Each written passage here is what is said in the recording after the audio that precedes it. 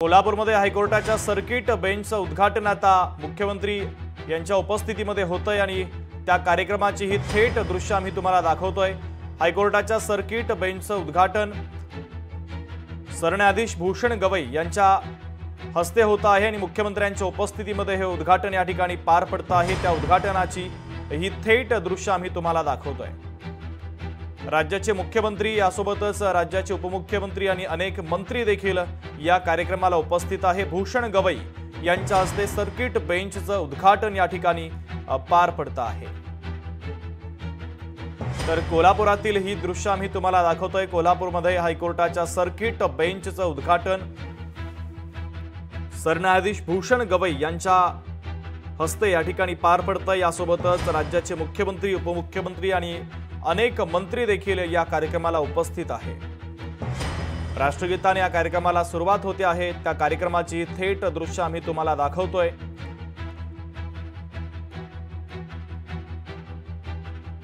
कोल्हापूरमध्ये हायकोर्टाच्या सर्किट बेंचचं उद्घाटन आज पार पडत आहे आणि त्यासाठी सरन्यायाधीश भूषण गवई हे देखील उपस्थित आहेत। राज्याचे मुख्यमंत्री उपमुख्यमंत्री देखील या कार्यक्रमाला उपस्थित आहेत। अनेक मंत्री देखील यासोबतच पालकमंत्री देखील या कार्यक्रमाला उपस्थित आहेत।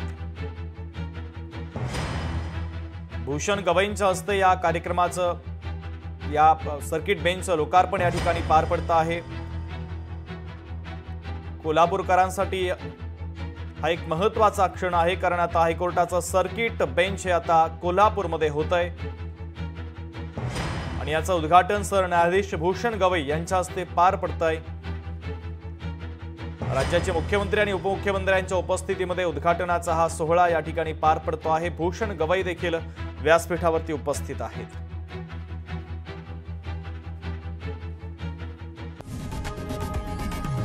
लोकशाही मराठी ऐका, पहा, जागरूक रहा।